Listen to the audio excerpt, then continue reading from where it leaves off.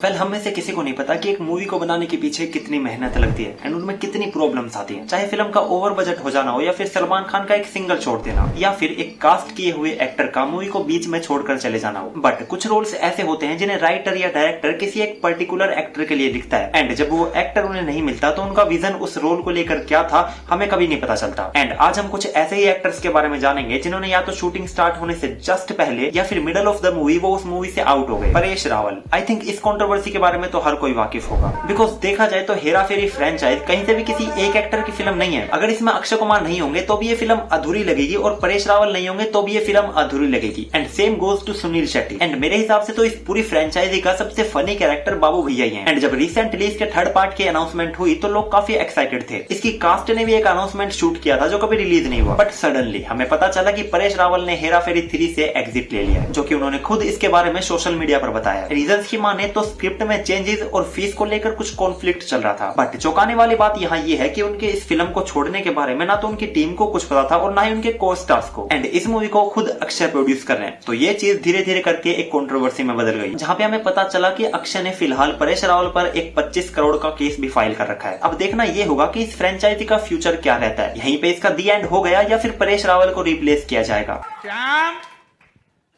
बाबा राजू किधर है? वो 1000 रुपए का नोट का छुटा कराने गया साला, अब तक आया नहीं है। 4 घंटा हो गया क्या?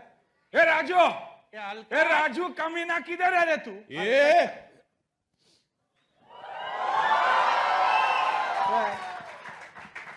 गरीब अक्कल, अपन का नाम लेने का ना इज्जत से लेने का। राजू राजू खबरी क्या? ये बिना केले के छिलके डुप्लीकेट मैं हूँ। दीपिका पादुकोण। वेल मुझे नहीं लगता कि इस वक्त अल्लू अर्जुन और प्रभास के साथ कोई भी एक्टर काम नहीं करना चाहेगा। बिकॉज इस वक्त ये अपने पीक पर है। अगर ये एक अच्छी फिल्म भी दे दें तो वो मूवी 300 करोड़ को तो आराम से छू लेती है। एंड जब उनके साथ संदीप रेड्डी वांगा जैसे डायरेक्टर आ जाए तो उस मूवी की हाइप अलग ही लेवल पे पहुंच जाती है। हाँ, मैं बात कर रहा हूँ प्रभास की नेक्स्ट मूवी स्पिरिट की, जिसे वांगा डायरेक्ट करने वाले हैं और जिसके फीमेल लीड में होने वाली थी दीपिका, जिसकी सिर्फ अनाउंसमेंट से ही लोग काफी एक्साइटेड थे। बट रिसेंट में ही ये न्यूज आई कि दीपिका इस मूवी से एग्जिट ले चुकी है। And this is actually a big news, क्योंकि ये एक बहुत ही बड़ी कोलैबोरेशन होने वाली थी। एंड इसके बारे में हंगामा न्यूज की तरफ से रिपोर्ट में बताया गया कि इस फिल्म के लिए दीपिका ने 40 करोड़ की फीस डिमांड की थी। इसके बाद जो उनके शूटिंग के वर्किंग आवर्स होंगे वो सिर्फ एक दिन में 8 घंटे होंगे। Because she recently become a mother, तो उन्हें उस बात का भी ध्यान रखना है। एंड आई थिंक ये काफी जेन्युइन डिमांड थी। एंड कुछ और डिमांड्स जैसे कि वो तेलुगु में डब नहीं करेंगी। एंड आई थिंक ये एक पर्सनल चॉइस है, क्योंकि प्रभास जैसे भी कई एक्टर्स हैं इंडस्ट्री में जो अपनी मूवीज को अदर लैंग्वेज में डब नहीं करते। एंड दीपिका इस इंडस्ट्री की टॉप एक्टर्स में से एक है, तो ऑब्वियसली उनकी भी कुछ डिमांड्स होंगी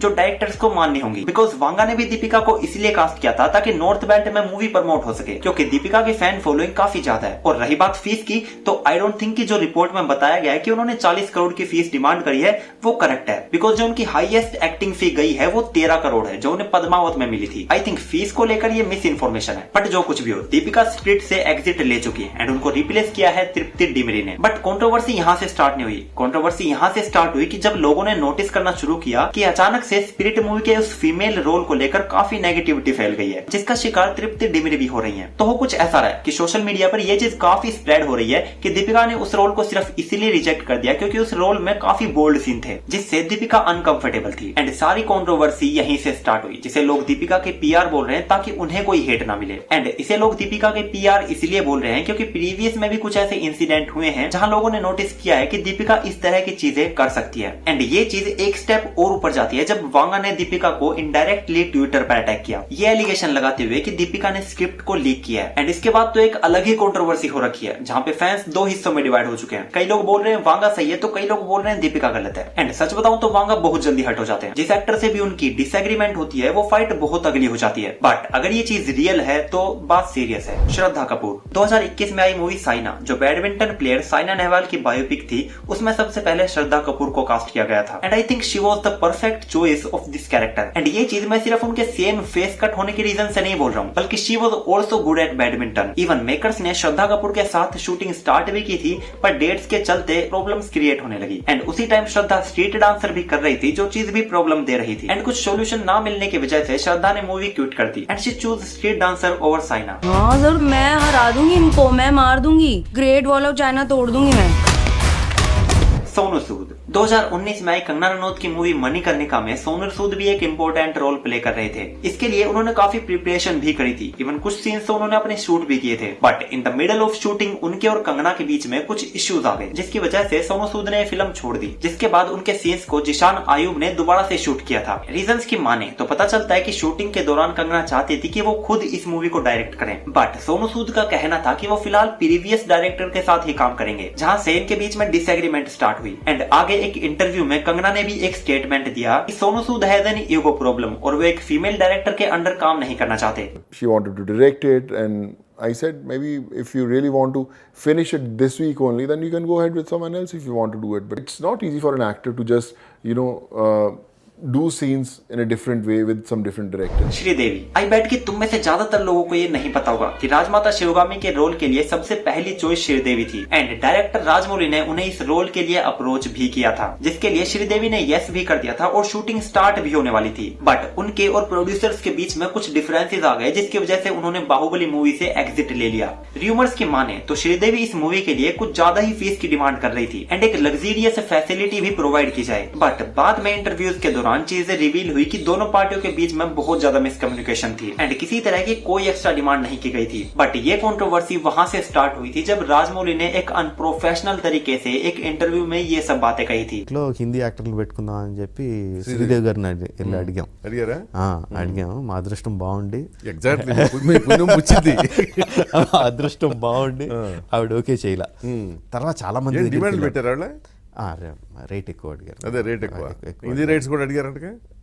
చాలా అండి, సమ్ 7 or 8 crores ఏదో రెమ్యునరేషన్ అడిగారు.